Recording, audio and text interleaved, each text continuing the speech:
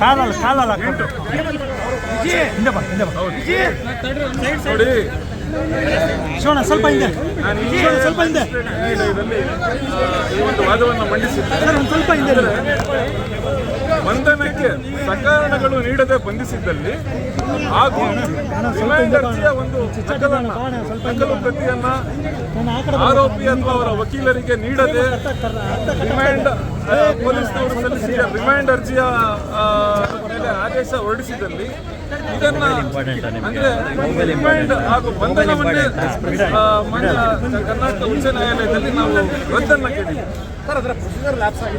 ಹೌದು ಖಂಡಿತ procedural lapse ಆಗಿದೆ. ತಾಂತ್ರಿಕ ದೋಷಗಳು ಅಂದ್ರೆ ನೋಡಿ ಪ್ರಬೀರ್ ಪುರ್ಕಾಯಸ್ತ ಇದನ್ನ ಬಹುಮುಖ್ಯವಾಗಿ Prabir ಪುರ್ಕಾಯಸ್ತ versus state of Delhi ಈ ಪ್ರಕರಣದಲ್ಲಿ ಇದೊಂದು ಭಯೋತ್ಪಾದನೆಗೆ ಸಂಬಂಧಪಟ್ಟ ಪ್ರಕರಣ ಆಗಿರ್ತದೆ.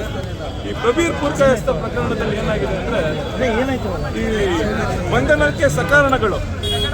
ಬಂಧನಕ್ಕೆ ಸಕಾರಣಗಳನ್ನು ನೀಡದೆ ಬಂಧಿಸಿದಲ್ಲಿ ಒಂದು, ಎರಡನೆಯದಾಗಿ ರಿಮೈಂಡ್ ಅರ್ಜಿಯ ನಕಲುಗಳನ್ನು ಆರೋಪಿ ಅಥವಾ ಅವರ ವಕೀಲರಿಗೆ ನೀಡದೆ ಮ್ಯಾಜಿಸ್ಟ್ರೇಟ್ ನ್ಯಾಯಾಲಯ ಆದೇಶವನ್ನು ಹೊರಡಿಸಿದಲ್ಲಿ ಈ ರಿಮೈಂಡ್ ಆದೇಶ ಹಾಗೂ ಬಂಧನ ಏನಿದೆ ಇವೆರಡರನ್ನು ರದ್ದುಗೊಳಿಸುವ ಎಲ್ಲ ಒಂದು ಅವಕಾಶ ನ್ಯಾಯಾಲಯಕ್ಕೆ ಇರ್ತದೆ.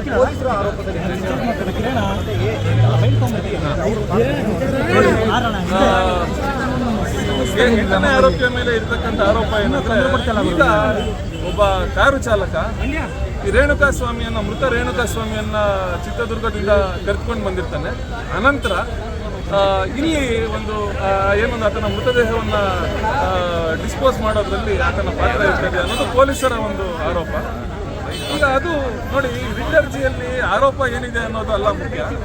ರಿಟ್ ಅರ್ಜಿಯಲ್ಲಿ ಪ್ರೊಸೀಜರಲ್ ಲ್ಯಾಪ್ಸಸ್ ಏನಿದೆ, ತಾಂತ್ರಿಕ ದೋಷಗಳು ಏನು ಕಂಡು ಬರ್ತಿದೆ, ಪೊಲೀಸ್ನವರು ಸಲ್ಲಿಸಿರುವಂತಹ ಒಂದು ರಿಮೈಂಡ್ ಅರ್ಜಿಯನ್ನ ಯಾಕೆ ಆರೋಪಿಗಳಿಗೆ ಕೊಟ್ಟಿರೋಲ್ಲ, ಅದು ವೈಲೇಷನ್ ಆಫ್ ಕಾನ್ಸ್ಟಿಟ್ಯೂಷನ್ ಆಗಿರ್ತದೆ ನಮ್ಮ ವಾದ. ನೋಡಿ, ಸೋಮವಾರ ನಾವು ಅಡ್ವಾನ್ಸ್ ಮೆಮೋವನ್ನು ಸಲ್ಲಿಸೋರಿದ್ದೇವೆ. ಅನಂತರ ಒಂದು 2-3 ದಿನಗಳಲ್ಲಿ ಅದು ಮಾನ್ಯ ಕರ್ನಾಟಕ ಉಚ್ಚ ನ್ಯಾಯಾಲಯದ ಒಂದು ಪೀಠದ ಮುಂದೆ ಬರ್ತದೆ. ಇಷ್ಟು ಕೂಡ 8 ಆರೋಪಿ ಆಗಿರ್ತಕ್ಕಂಥ ರವಿಪುರ